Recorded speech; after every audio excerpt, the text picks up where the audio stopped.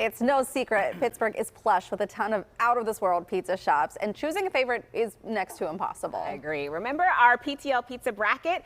It was a tight race, tighter than we could have ever imagined. So today, we're getting the expert opinion of Pittsburgh Post-Gazette's dining critic, Klein, to help us finally settle the score. So Hal, break it down for us, because the best pizza in Pittsburgh, I don't know how you were able to choose even just a handful of them, because there's so many. How did you come up with this list? I ate a lot of pizza.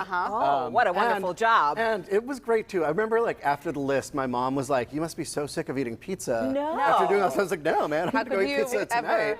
Yeah. It's great. So it was, kind of starting off just like looking at what pizza places are around, thinking about a lot of various styles, because I think one of the things that makes our region so special is that there are a bunch of different styles of pizza here that are great. So it's not just like there's one thing or the other. And then just going out and eat and, kind of having a rubric for myself, really concentrating a lot on the dough, places that are like caring a lot about the base of the pizza they make, because it's the two things that are really make pizza perfect are having really good dough and then having a really good balance and harmony in what you're putting on top of the dough. Absolutely. Yeah, I feel like in Pittsburgh, the options are endless. I went to high school in Squirrel Hill, and there's a pizza place, I swear, every 3 doors. Yeah, it's like block after block after block, right? So let's talk about who made your list. Rockaway Pizza, that was in our finalist for our best pizza. Yeah, worthy runner-up. One of my favorites, obviously, because it's on the list at the Post-Gazette. And, I just think that everyone says they can make a New York pizza, and a lot of places say they're New York pizza, but they're really just kind of a generic kind of gas oven pizza. Yeah. And Rockaway is the real deal. Like, he's making stuff that I grew up in New York, and he's making stuff that hits me in my sweet spot in a way that places in New York don't even do, to a certain extent. Oh, that looks so good. Yeah. And can we just say that you came in and we were like, this probably is the last time you're coming on the show, because you came empty-handed. I know. You came just talking about pizza. You would bring at least one box of pizza, even a slice. And Rockaway's a good second-day pizza, too. Rockaway holds up, so. What else made the list for you?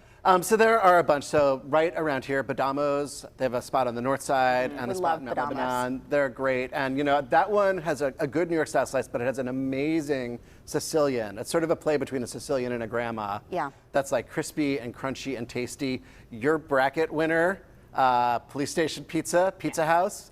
They made the list. So I know the couple before also mentioned DeCarlo's. So that's like a style of pizza that was created right here in the Ohio Valley. Yeah. And it's that pizza, it's the most unfairly maligned pizza there is, because they put that room temperature cheese on top, right? Yes, but it's, people. I mean, I was there for that day to crown the winner, and I ate so much pizza. Yeah. And I never thought I would like cold pizza. Cold cheese on a pizza, but it was delicious. It's amazing. And DeCarlo's has their own spin on it, or not DeCarlo's, Pizza House has their own spin on it. So they have a little bit of cheese on it before it goes in the oven. But here's the secret is when you get it and they put that room temperature cheese on, it comes in a box, and you just let it steam in the box for about 2 minutes. And then it gets this like kind of string cheese texture, and that combined with like the crunchy crust and the tangy sauce, it's a really beautiful thing. And one of the things I loved about this list is that there's amazing pizza everywhere. So when you look at best restaurants, they tend to be kind of focused around the city center. But here there's a place called Gus Franco's, which is out in New Kensington. Yes, I follow them on Instagram. Great group of people. A great place, and they're newer in their shop. They were doing a mobile thing for a long time. Yeah. And then you go up to Zelianople, you've got Delaterra, who's making neo-Neapolitan style pizza. So you can really have like a whole pizza adventure. You can even go down to Denora. There's a place called Anthony's Italiano. He created a style called the Mon Valley Red Top, which is almost like a pizza and a lasagna meet each other. So Tell me more. I love this. This is like, it's like the part of the work is finding these places, and it's so exciting when you go to a place. And I actually found Anthony's a couple years ago. And so he and one of his friends, who also owns a pizza shop down there, well, his son owns the shop down there now called Forlini's. They tried to recreate a Chicago-style deep dish pizza, but they tried to do it back in the 80s before the internet, so you couldn't just look it up. Right. And they were down in Denora. They weren't going to go to Chicago to do it, so they kind of made their own spin on it, where it's like a regular crust. They put a bunch of cheese on the inside. Then they put a second crust that's stretched a little bit thinner, kind of put a little like dink in the middle to like let it steam out. And then they put sauce on top of that, and it's amazing. It's sort of, I like to describe it as if pizza and lasagna were having a conversation, but pizza was like, come on over. No, you got it. It's a knife and forker. Oh, no, yeah. Yeah.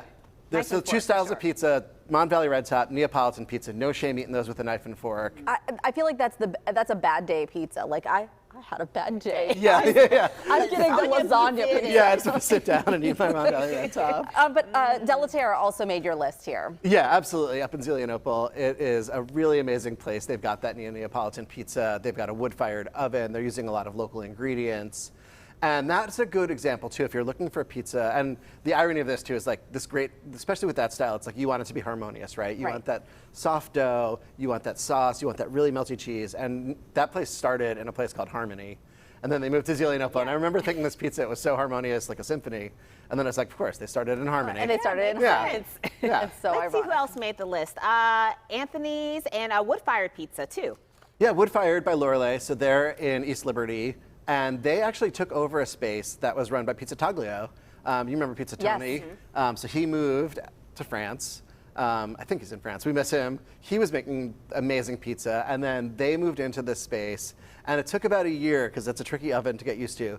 But now they're making really great pizzas. And Driftwood Oven is sort of in the same style, where you're really getting, a lot of people think, oh, I only want cheese or pepperoni or whatever. But these are places that are working with like a lot of seasonal ingredients. And so you're going to get, like Driftwood Oven, I think it might be the last week for their peach and corn pizza. Which sounds a little bananas, but it's like that combination is so good. Never think that. And Hey, those two put together. fruit on my pizza. Yeah. I'm all about it. You have the Hawaiian pizza with the pineapples. That Exactly. works. Yeah, and if you do that stuff right, as long as you're getting it in balance, right? So as long as you're not weighing the pizza down with so many ingredients, but if you're just kind of having that light touch and bringing out the best of it, bringing out the flavor of the dough, it's an amazing thing. And again, it provides this whole extra style and another opportunity for you to try something different. I want pizza Me now. too. Same. I'm very sorry to bring it I down. saw Aiello's made the list too, but you know what? How you are the pizza expert. So that's Aiello's LLC, which is a different Aiello's. It's out in Westmoreland County. It's actually the son of one of the owners. And he's out there doing his own thing. He's not associated anymore with the Aiello's in Squirrel Hill. That's good But to he's know. great because he's like a very multifaceted, multi-styled pizza. Yeah. And he actually makes a Chicago pizza in the real way. That's, great. Awesome. Good list to try, Hal. Thank you so much. And of course, Hal B. Klein is a regular here on PTL. We've got a link for his dining reviews on our website, pittsburghtodaylive.com.